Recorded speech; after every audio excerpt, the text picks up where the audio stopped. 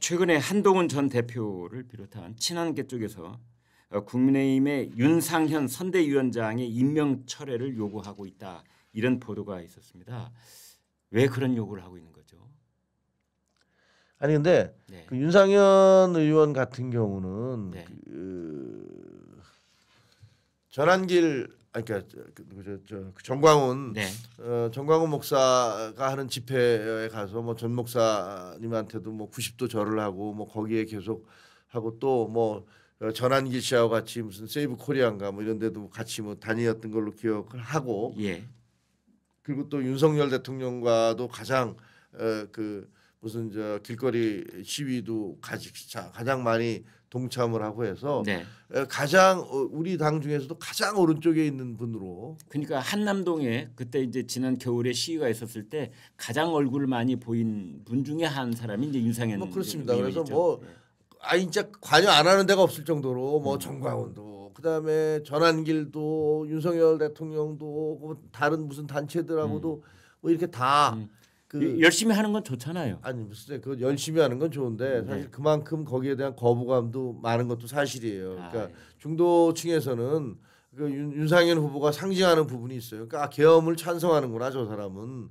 친윤들 중에서 이제 아주 강성 친윤들에 대한 보통 국민들의 이미지는 저 사람들은 계엄을 찬성하고 윤석열 대통령 부부를 감싸고 돌고 그다음에 그 사람이 자기의 책임을 안 지고 탄핵된 것들에 대해서 반대하고 뭐 그다음에 길거리 시위라든가 뭐 서부 지원에 대한 뭐 난동이라든가 이런 것들 다 지지하는구나라는 이미지가 강한 분들이에요.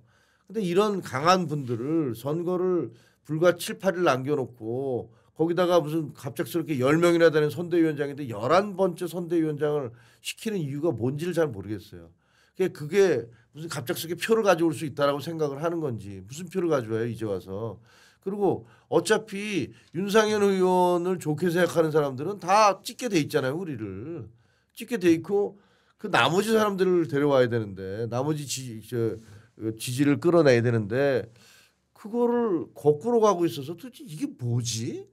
라는 그런 느낌이 드는 거죠. 그러니까 그리고 또 그것은 어떤 일들이 있었냐면 조경태 의원이 우리가 어차피 그 자기가 선대위원장 맡으면서 다른 친한계 의원들한테 우리가 저 돕고 있고 한 대표도 뭐 가서 지원 연설도 하고 그날이 또 마침 도봉에서 가서 그 김문수 후보하고 같이 손들어주면서 지원 연설한 날이에요. 그러니까 그렇게 됐으니 우리도 여기다 이름 올리고 같이 하자라고 해서 뭐 배현진, 박정훈, 고동진, 뭐 정성국, 뭐 진정호, 뭐 김건 쭉 올라가 이름을 올려놨어요. 근데 그날 같이 여기다가 윤상현 의원을 같이 올려놓은 거예요. 같은 날 발령을 하니까 그러니까 그 조경태 의원은 자기가 너무 민망한 거야. 야 우리가 그래서 중도쯤 끌어오자라고 했는데 이쪽에서 같이 발령을 내니까 그 굉장히 뒤통수 맞았다라는 생각이 드는 거고 야 이게 뭐지? 그러니까 화가 나서 나는 선거운동 안 해. 이렇게 그런 극단적인 발언을 한 건데 나중에 김문수 후보가 전화가 해서 내가 한 게 아니다. 그냥 당에서 했다. 김문수 후보가 안 하면 누가 해요? 그러니까 이제 선대위에서 했다는 건데. 선대위 누가 합니까 그걸? 아니 그거야 무슨 뭐 그 총괄 선대위원장 그 윤재옥 그 선대본부장이 했든지 누가 했는지 잘 모르겠습니다만 뭐 비대위원장 김용태 당 후보 있으니까. 결재 없이 그걸 임명할 수 있습니까? 글쎄 그건 저는 잘 모르겠어요. 그러니까 어떻게 보면 그냥 그 김문수 후보는 당에 대해서 잘 모르시잖아요. 떠난 지가 오래됐고 뭐 자통당 대표였잖아요. 사실은. 그러니까 아무리 당에 모른다고 하더라도 뭐 그리고 공동이란 말이 앞에 붙었다고 하더라도 선대위원장이잖아요. 아니 근데 뭐 본인이 그렇게 얘기했다니까. 그러면서 뭐 난 내가 모르고 당에서 한 거다. 그러니까 이제 뭐 조경태 의원 알았다 그러고 그럼 내가 뭐 그때 드린 말씀을 처리하겠다 뭐 이렇게 했다는 걸로 보이는데 글쎄 후보가 당과 이렇게 밀접한 그 연관 네트워킹이 없기 때문에 어찌 보면 이제 친윤이라는 실세들이 있고 그 위에 이제 후보가 떠 있는 그런 모습인 게 아닐까라는 그런 추정도 하게 되더라고요. 네. 자 오늘 포함해서 이제 6월 2일까지 날수를 헤아리면 엿새가 남아 있는 셈입니다. 그런데 지금 이제 사람들은 한동훈 전 대표를 포함해서 선거 이후에 국민의힘은 어떻게 될 것이며 한동훈 전 대표 또는 뭐 친윤들 이분들은 같이 당을 할 것인지 여부에 관한 얘기도 사실은 사석에서는 많이 하고 있는 게 사실입니다. 예. 어떻게 보세요? 그 선거 결과가 제일 중요하죠. 네. 대선 결과가 예. 우리가 승리할 경우 그리고 우리가 패배할 경우가 있고 승리를 해서 대승을 할 경우와 박빙의 승부가 있을 경우 있고 패배를 해도 박빙의 패배를 할 때가 있고 대패를 할 때가 있고 예. 네 가지가 있잖아요. 네. 그러니까 그 네 가지에 따라서 다 달라질 거라고 생각해요. 네. 그러니까 그거를 뭐 다 여기서 워낙 긴 얘기라서 네. 줄줄이 말씀드릴 수는 없지만 네. 글쎄 아니 한동훈 후보는 아시다시피 그 계속 당원들 가입을 해야 된다. 그러니까 네. 그 솔직히 말씀드리면 입장은 분명해요. 우리 당이 극우정당으로 가면 안 된다. 우리 당이 자통당으로 가면 안 된다. 우리 공화당으로 가면 안 된다. 그러려면 그렇게 우리 당이 그냥 70대 이상의 노인 정당이 돼서도 안 되니까 좀 젊은 사람들 그리고 좀 합리적인 중도 보수 많이 좀 들어와 달라. 그게 우리 당에 대해서 당원 배가 운동을 벌이는 이유예요. 와서 당을 좀 바꿔달라. 위드훈이라고 팬클럽이 있었잖아요. 한 10만 네. 명 되잖아요. 네. 근데 보니까 저희가 확인해 보니까 거기에서 당원이 거의 별로 없더라고요. 그러니까 막 지지는 하지만 실제 당원은 없어요. 많지 않아요. 그러니까 당원 가입 좀 해달라 이렇게 얘기를 해서 저희는 우리 당이 그렇게 너무 극단적인 당이 안 갔으면 그래서 영남 자민련으로 전락하지 않았으면 수도권에서 젊은 사람들 그리고 40, 50대로부터는 뭐 전멸이고 20, 30대로부터도 외면당하는 당이 안 돼야 된다. 지금 그 보면요. 40, 50대와 20, 30대는 갈등이 되게 있어요. 맞습니다. 네, 있어요. 네. 60대와 70대, 60대는 약간 좀 왔다 갔다 하고 70대는 뭐 우리 당 아주 강고하게 지지하고 계시지만 40, 50대는 이른바 뭐 무슨 세대에서 여기는 민주당 강공 지지자지만 20, 30대는 다르거든요. 네. 근데 그 20, 30대들을 우리가 제대로 끌어들이지 못하고 있어요. 왜? 저 위에 60대, 70대 그 세대에만 의존하려고 하는 거예요. 아니 이래 갖고 무슨 보수의 미래가 있습니까? 우리가 나라가 지금 애들이 출산율이 낮아서 나라가 소멸할 지경이라고 얘기하는데 아니 보수가 20, 30대를 그 40, 50대와 갈등하고 있는 20, 30대를 끌어안지 못하는데 보수가 생존할 수 있습니까?